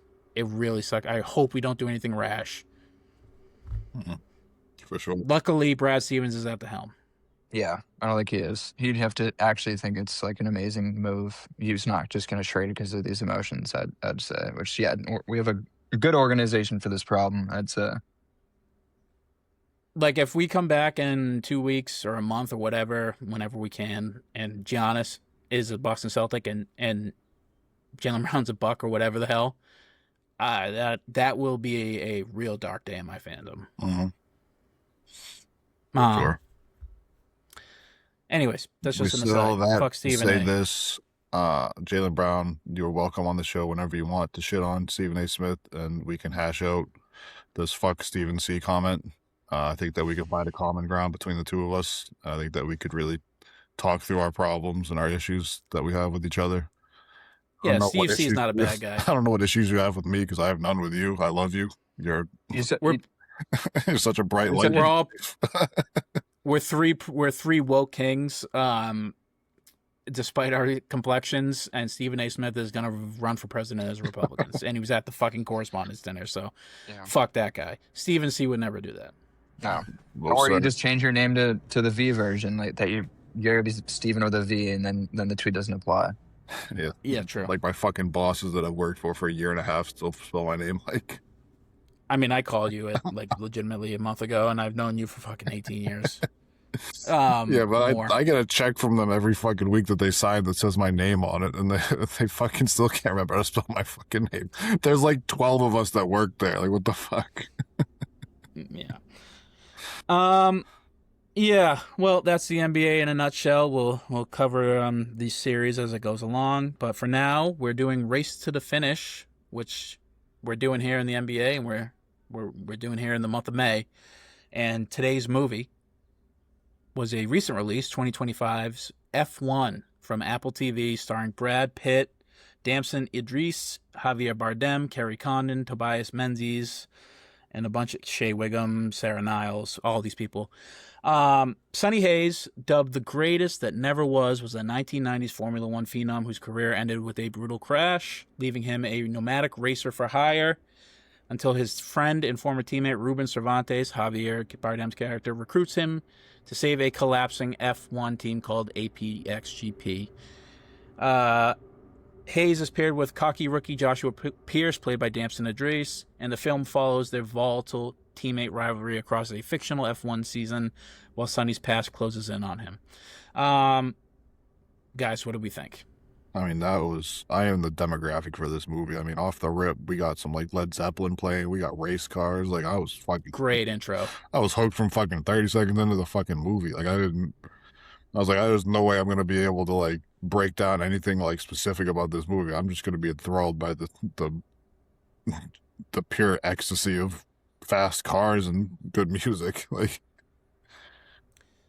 Yeah, I mean, this film is 2.5 hours long. It's a bit girthy of a movie, but it is a bit of a legit race to the finish. Like it is like a zippy 2.5 it hours. moves. Yeah, it does. Fantastic, Jacob. What'd you think? That was great. I was scared. I thought Jay Pierce was going to be the villain, but they end up kind of going. It was a couple times that I got like kind of got pump faked. He seemed like the adversary to start, and then they go through the rocky. Then they like make it up, and he has the whole like. I learned a lot too about like the whole like someone can distract and kind of put up the safety barriers, and I learned a lot about racing in general, strategy. But yeah, like they started getting along in the first stage, and then obviously the crash happens, and then he turns kind of villainous again. I was like, oh crap, now he's actually the villain, and then they obviously get it back together again. Yeah, tumultuous relationship. This movie doesn't really have a villain. No, right? There's like maybe the board guy, right? Board guy was he's like the biggest everything villain, else right? from underneath them at the very end. Yeah. But even then, that's not revealed until like the last 45 minutes of the movie. You know, like that's like kind of hidden. It is Damson Idris's character as like the villain. He's not really. He's just a rival of Brad Pitt's on the same team. They're butting heads. And then like weirdly, it becomes Max Verstappen, who's an actual F1 racer, and Lewis Hamilton. Yeah, is like the weird villains in the race, and then like there's not really a villain. It's sort of just like a vibey film, and the one main thing I want to talk about with this film is it does feel like a pinnacle, an interesting moment, right? 2025 F1 racing is the biggest it's ever been in the United States. Like legitimately, it's exploded with popularity. It's been international and huge for many years in Europe and Saudi Arabia and all that across the globe. But the U.S. has sort of adopted it. And this movie, there's been racing movies starring American actors for years now, right? Like starring Days of Thunder with Tom Cruise and Rush with, I guess that's with Chris Hemsworth. But there's been good F1 films throughout the history. But this movie, it matches where F1 is at the pinnacle of its popularity, with a cast, with a production design, with a director, with a polish that sort of matches where F1 is in the United States, in America's consciousness. And that is big. You don't really see that very often. Definitely in sports movies where the movie meets it at the influx of culture in the United States. But this movie really does accomplish that, even all the way from the soundtrack having like, Don Toliver, what's her name? Oh, Jesus Christ. The female singer who's from Canada. I saw her in concert like last year. Olivia Rodrigo. Tate McRae. Tate McRae, like on the soundtrack. It's starring Brad Pitt, who, albeit is a star in his 60s, but is a star nonetheless. He rocked. Who would have thought he fucking rocked in it? He rocks in everything, it seems. He's just cool as shit in this movie. Yeah. He's cool as shit. That's all he had to be. He's Brad Pitt, and he's cool as fuck. That's what he is. It works every fucking time. What a life, man. Every movie. He has a fucking crazy catalog, if you think about it. He's been killing it for a bit. One of my favorite top 5 actors, I think, has some misses in there, and obviously he's going through some off-movie drama. His whole career has had a lot of off-screen drama, but this in particular is not great. This movie comes out at a time during that drama, and it does feel like a bit of a bounce-back film.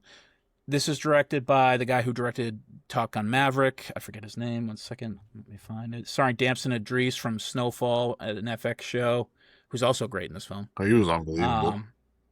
Javier Bardem, who obviously I fucking love Javier Bardem. I'll watch anything with Javier Bardem in it. He's really just kind of playing himself, right? He's just like, that is like Javier Bardem. He's just another cool dude. Yeah, just a cool, rich millionaire dude who looks great in a suit. And, looks unbelievable in a fucking suit. Yeah. I was pumped when Brad Pitt didn't betray him, that's for sure. I was like, fuck yeah.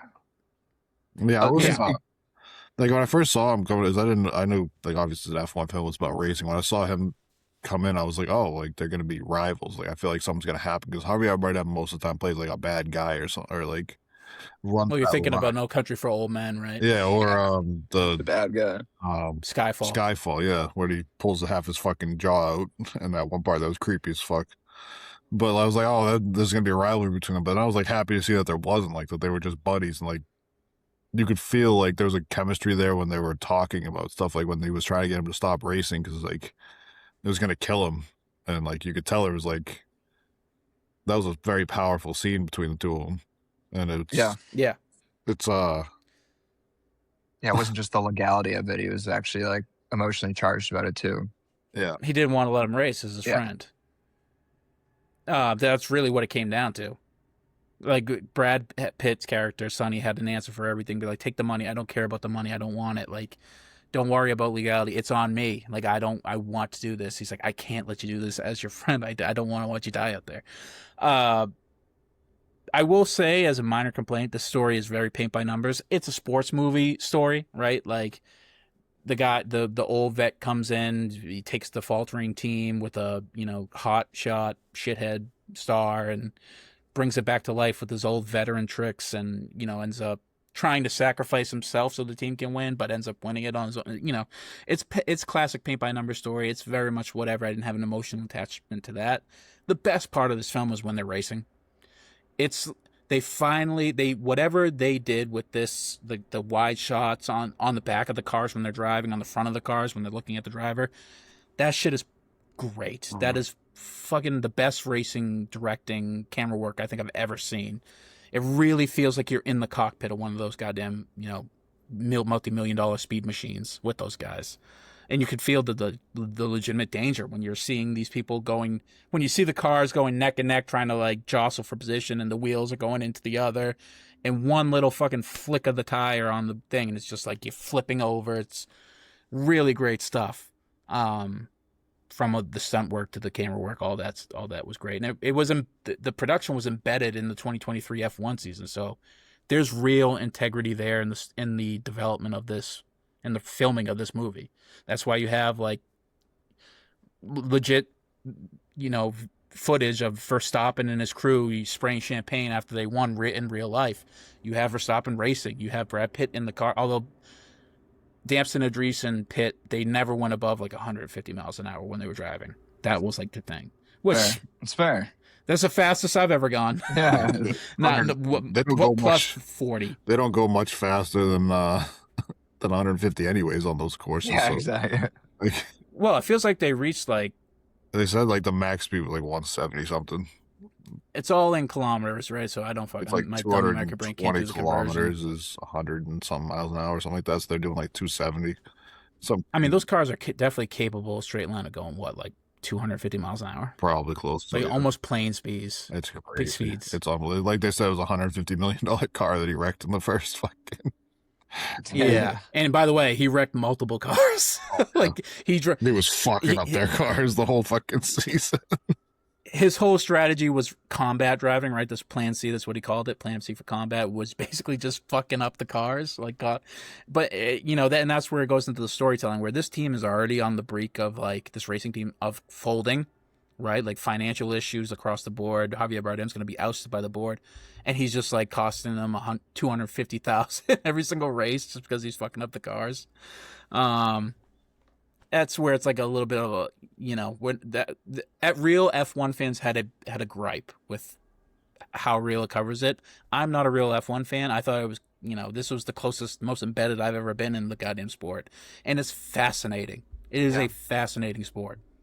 Yeah, like you were saying, like the story technically might be chalk in a sports lens, like just in general sports way they can go, but nothing really felt chalk to me because even like the way they work together, like I didn't know anything about racing. Like I didn't know about any of like the tactics of how you can actually even work together on a team out there, and so everything felt really fresh to me. Like everything basically, it was nice to see. Like honestly, now I can appreciate when I see someone is like winning an F1 race. I feel like I can appreciate it more honestly. Yeah, my buddy Frankie, he's really into it. He tried to like get, but I'm not waking up at like 4 a.m. to watch an F1 race in Abu Dhabi. I'm sorry, I'm not doing that. I don't even do it for English football, and I own a goddamn jersey. Yeah, that's always got me in soccer. Like my buddies would try to get me, and it's like in the games at 9 a.m. and I'm like, they're like, that's the latest one too, and I'm like, what the fuck? Yeah. I'm getting up that fucking early. I'm going golf, and I'm not gonna go fucking sit in front of a fucking TV. I'm just never getting up that early. I mean, I have to. It's unfortunate. I mean, shit, I should be an F1 fan. Yes. I could fucking watch all that work, but True. It's a little interesting, I'm a Steve, where you F1 driver in my fucking truck, cruising down Blue Hill Ave at fucking 80. Stop. Jesus Christ, please don't. You know, see, it's interesting. I was wondering your opinion. You had a critique on Fast and Furious, where it's like any real car people who are watching this are like, what the fuck are they talking about with like the technical aspects of driving? I wonder, as the person who's probably the most knowledgeable on the podcast about cars and driving, as a person who literally does it for a living, not racing, but driving, what did you think about the technical aspects? Was it so much that you were out of your depth? I mean, it gets so much. There was like, a when they're lot talking about that I'm out of my depth. They were talking about, they had him in the wind tunnel talking about like the downforce on this, that, and that. I was like, all right, well, it's a little bit out of my depth. I can understand it on a basic level, but they didn't talk a whole lot about the engines and stuff like that. And like, yeah, they were talking about like the differentials and using different differentials and stuff like that. And like, I did enjoy all that. That all was pretty on chalk. I mean, like you said, they embedded themselves into an F1 actual season. So like, I don't think they were going to go half-ass on like the small technical details that they were actually going to put into the movie. You know what I mean? mm-hmm. Especially basing on this, like a lot of people that watch F1 know a lot about F1. Like the Fast and Furious movie was a movie for people that It was an action film that just loosely happened related have to racing. Yeah, like this is a racing film that happens to be like in the lens of a sports movie, you know. Mm-hmm. But I really did enjoy it. The only thing I had a question about was like the cards. Like he always puts a card in his pocket, but like they don't really explain that, do they? No, I figured it's like the 7 of spades is the one he's looking for, is what I understand it as. Because if you look at his helmet, he has a 7 of spades on the side of his helmet. So I figure like he's been pulling cards his whole life out of a deck he put in his pocket, and then like the race that he wins is the one that he pulls the 7 of spades, but they never show the card at the end. It's a little bit of a flaw in the storytelling because I never understood it was never really explained the affection. It maybe feels like a piece they cut from this film, which was already 2.5 hours long. Oh. Why he has such an affinity for cards. Even in this hotel, he's flicking cards. He's fiddling with them always. Every single race, he has one in his pocket, except for one race. And like, it doesn't really explain what that means. Yeah, I don't know if I like missed something, but like it's. I don't think so. No, I don't remember it either. There's not really a total fleshed out backstory either, and I guess this movie doesn't really need it because it's not about that. It's about, racing, cool fucking racing scenes, and it's jammed with those. But there's no real emotional attachment to the story, and I guess that's why my biggest knock on the film. There's no real narrative development or narrative attachment. It's just Brad Pitt and Damson Idris competing and against, actual racers. So I thought they gave you like fine. the perfect amount of backstory for the length of this movie. They gave you you have to. They gave just enough to understand like what was going on between the two of them, and that's all you needed. Yeah, it's either that or cut one of the races, and I would have, I would rather see it's a the racing races. film. Yeah, the races were sick. Right. Movie made $634 million out of a $300 million budget. Pretty good. Probably means there's going to be a second one. Yeah. Maybe Brad Pitt will be the coach, but that's the trajectory. Oh, it's going to be about the Baja 1000 that he was going to race at the end. That was also the thing where it has to be about F1, right? The franchise, if they're going to shows that. Yeah. Yeah. What are they But going it to can't be call F2. F2. Yeah. That'd be sick. No, it's going to be like F1, F1 and a half, F1.2. I don't know. They sort of painted themselves into a corner with that. F1 Plus. Anyhow. Yeah. I did like that they had different kinds of racing in there, though. Like, it wasn't all about F1. I did like that they started off with the Le Mans 24-hour because that's like one of my favorite races. No, that's Daytona. I thought they saw it in the Le Mans 24, or was it the Daytona? Oh, was it? There's two different. I think there's two different 24-hour. No, Le Mans is a F1 race. It's not 20. I don't think it's 24. The opening scene was Daytona. That was a Daytona 24. Maybe I'm getting mixed up, but yeah, I like the 24-hour race. Like that. How batshit crazy is that? That looks like so much fun to me. You just get in the car and you just drive your ass off for 6 hours, and then you go take a break for 6 hours, and you get back in. And I mean, that's gotta like. How does the engine last? They're so over-engineered. The engines are crazy in those fucking cars. Like. I mean, he's driving like a Porsche in that one, right? And he's not even driving like a F1 car. He's driving like because it's a manufactured vehicle. Obviously, they're all like all They're stipulations and everything to like, hey, you can build your car this way with these. It has to be within these boundaries and stuff like that. Like we saw that with the guy releasing the files at the end for the F1. Like, oh, this wasn't a legal thing to do or whatever, but. Right. And then going to the Baja 1000 at the end, like, this guy's neck is not going to make it through the Baja 1000. Like, that's like driving in the desert, jumping off of dunes and shit like that. Like, he's not going to. That's probably the biggest critique. The biggest critique of the film is that how is a 62-year-old guy getting like? There's no way they're letting a 60 or 50-year-old in the cockpit of an F1 car for a team like racing. Lewis Hamilton, who like just turned 40, is having a hard time. Because it's so, and it makes sense, right? Like, those F1 drivers are going through legit, like, athlete, NBA, NFL training to be in top physical condition, reaction, reflexes, especially a guy who has having vision issues, right? Like, that's the thing. You can't have go wrong. And there's just no way that they would ever let that happen, right? Like, the fucking board of F1 or whatever would have to step in and be like, no, chill. Going in and out, but anyways, it was a stupid. It was a great film, regardless. It's a film. Out of all the day, it's a film. Like things are not always going to be 100% feasible. I really enjoyed.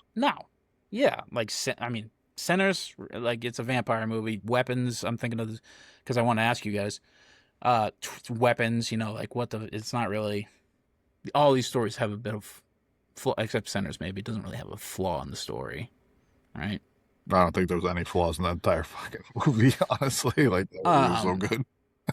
Where do you guys rank this out of, like, the 2025 films? How many 2025 films have you seen? If you can, obviously, Sinners, right? We've all seen that. Weapons, I've seen that. And Jacob, you've seen that? I saw that, too. Didn't we watch that for the pod? I think we watched that for the pod. Sinners? No, Weapons. I think we watched Weapons. No. We just talked I've about only... it. Yeah, I've only seen it once. F1. I don't know. F1, yeah. I'm not a huge. I don't really watch new movies. I don't really watch. Oh, one battle after the other. I haven't seen that one yet. Marty Supreme. I haven't seen I that need one to see that too. 28. Oh, you've seen 28 years later. Yeah, Temple. You've seen Eddington. Eddington. Yep. That was 2025 film. Yep. Begonia. You've seen Begonia, Steve. Begonia. I've seen it too. I've seen a lot more movies than I thought. Where would you rank this? Look at me. I know fucking movies and shit. Where would you rank this on your 2025 list? Shit, off the top of my head, I'd probably put it in 4. Without really thinking about it. Yeah, I was thinking, I'm a horror head, so I'm almost just thinking of me. I think I just enjoyed Sinners and Weapons more because of that, but I feel like F1 would be battling. I think it'd be battling with Begonia for like 3. It's also interesting because like all the 2025 movies, if you look at that list that we watched, they're basically all like horror, sci-fi kind of movies, and then all of a sudden it's like, here's a fucking F1 racing movie. It's kind of like it's completely different than everything else, but I think I probably have it at 4. I think I probably have I probably would too. Sinners at I have 1, then I'm trying to think, what did I have it to? Oh, 28 years later, Bone Temple. I really like that movie. Eddington. You liked Eddington? I think it was all right. I think Begonia. Or maybe you didn't love it. I think Begonia might be 3. Interesting. I've seen 40 2025 films. It is 6th on my list. You should do the 365-day challenge. I've come close. Not 365. I've never watched 300, but I watched 240 films in a year, I think. 1 year. I think maybe 2 years ago. This guy's a cinephile over here. One Battle After Another, that's number 1. Sinners is number 2. Marty Supreme is 3. I have a Netflix TV show called Adolescence. I'm not counting that, but that's up there. Eddington is 5. And I'm saying this and it feels wrong, but I have 28 Years Later ahead of F1. I might flip-flop that. No, I can see that. I think that put 28 years above. I just have more of an attachment to that. Are we counting 28 Years Later just the Bone Temple, or are we talking about both of them as one movie? No, that's just part 1. The writing and stuff, like we were saying about the story, like this is an amazing vibe, but it definitely is hard to compare like the scripts and like the story to those movies you were talking about before F1. I will say it's the best time of all these films. That's what I mean, It's best vibes. Yeah, not even close. It's very Bunch pure of vibes. A24 fucking Blumhouse of horror movies over here, and then fucking F1 with Brad Pitt looking cool as shit, all for 2.5 hours. One Battle After Another, I guess, has good vibes. That's kind of like a dark story in its own right. Yeah. Anyhow, rate it out of 5 stars, boys. And then we'll wrap this puppy. I gotta give that 4 stars for me. I thought that was like a really enjoyable movie. It's definitely rewatchable. I was looking at it 2.5 hours. I thought it was gonna drag, but that movie it really moved along. Yeah. I was thinking 4 too. I was thinking maybe I go crazy and go with 4.1 because Steve said 4, but I'll stick at 4. I was thinking, I legitimately, when I stopped watching it last night, I was like, this is 4.5 stars. But I knocked it down to 4 after thinking about it. The story's lackluster, paint by numbers, whatever. Best racing film I've seen in years. Best technical racing movie I've ever seen.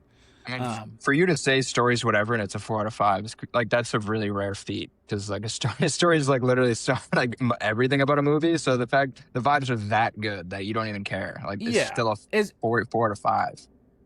It's exactly right. It's not even so much. Its story's not bad. I'm not saying it's a bad story. It's just like a classic sports story. Yeah, and it does the paint by numbers thing, and it does it well. But the best part about this film is when they're racing in the cars. They crush that shit. So that is F1. Our next film will be Talladega Nights: The Ballad of Ricky Bobby. Let's go. A total vibe change, but nonetheless a great film in its own right from, I believe, 2007. F1 is like the Western Conference Finals and the Ballad of Ricky Bobby. Western Conference Finals. I'm excited though. Yeah. I'll probably give it a 4 to be honest. Yeah, honestly, I think this is starting out at like a 4 to me. It's such I a don't good think any movie. comedy can be a 5. Really. I mean, have you seen Grown Ups? I stand corrected. There's gonna be Grown Ups fucking 3. Netflix already greenlit Grown Ups 3, so you know I'm fucking all in on this. Yeah, you're all the way. You know in. who's directing it? I have no idea, and I don't give a fuck. It's probably gonna be It has to be the same guy, No, right? no, it's Carl from Workaholics. If you've watched Workaholics, No shit. Yeah, he directed Happy Gilmore too. He's a big time director now, and he's doing Grown Ups. But dude, the weed man from Workaholics is that big time. It's crazy. He's the most successful out of those bunch. It's insane. I don't know. We're having a sort of like renaissance of these people that we grew up watching, like these sketch comedy groups. And Kreger, the guy, Curry Barker was in a sketch group whose movie Obsession is doing huge numbers and getting rave reviews right now in theaters. Yeah, I want to see this that. guy Carl from Workaholics, who I don't know his real name, Kyle Newacek. Yeah, having a directorial flourish. So it's a good time. I mean, look, if he did Happy Gilmore 2, I know that the production on it's gonna be great. Like whether or not like the story's great, whether or not the acting's great, whether or not the jokes land, the production's gonna be great on it. You know that because you're not really you're not really holding as much weight in the narrative of a story for comedy. You know, I mean, Steve's gonna study the Grown Ups 4 scripts. Well, on a Steve Crowley grown up scale, where does this one rank? That will be the metric. Yeah, basically. Right now, they're in order as they have come out so far. It's one, and it's Grown Ups 2. Absolutely. That's like every fucking franchise, to be honest. Yeah. Well, I don't know. Not Alien. What about the Star Wars franchises? That's also true. I watched The Phantom Menace for the first time fully yesterday. Wow, that's weird that you start off with that one. You're not going to start off with the first 2 where it's like legitimately the case and point of what you're saying? No, I'm just saying. New Hope to We did the Empire randomizer Strikes on the Back. fucking little spinning wheel with all of our movies, me and Paige, and then we ended up on Phantom Menace, and that was what I watched yesterday. And I was like, I had to ask a bunch of questions, so I was like, I kind of know what's going on, but I really don't know what the fuck is going on. I'm also halfway through Phantom Menace. That's very funny that you bring that up. I can't finish it. One thing I had talked with Paige about is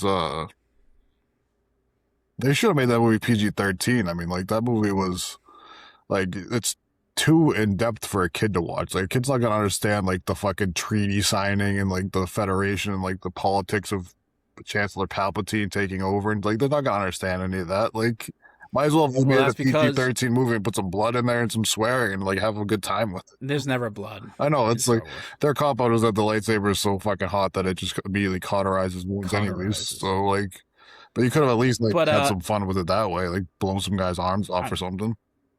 I mean, Qui-Gon gets cut in half. Actually, no. No, Darth Maul. He gets decapitated. Darth Maul gets cut. Oh, he in doesn't half. get decapitated. He just gets stabbed in the stomach. Oh, he just gets stabbed. That was another thing that people hated about that movie too. Was like this is like a master Jedi, and he got beat by the like, oh, I'm gonna punch you in the face and stab you in the gut move, like in the middle of a battle. That is a common complaint from Star Wars nerds. I don't really care. And But, like Darth Maul dying way too early was my big complaint about that one, because like he sucks. could have been fucking way more badass. The reason why it's not PG-13, Steve, is because he made those 3 prequels to sell toys. Yeah, no, I 100% understand that, but like if you're gonna make the storyline so complex, like might as well just like go all the way with it, you know? You know, that, I mean, and no secret, those movies, that entire trilogy and the subsequent trilogy is all fraught with direction and where the writing wanted to go, studio interference, Lucas sort of not having a great vision for it.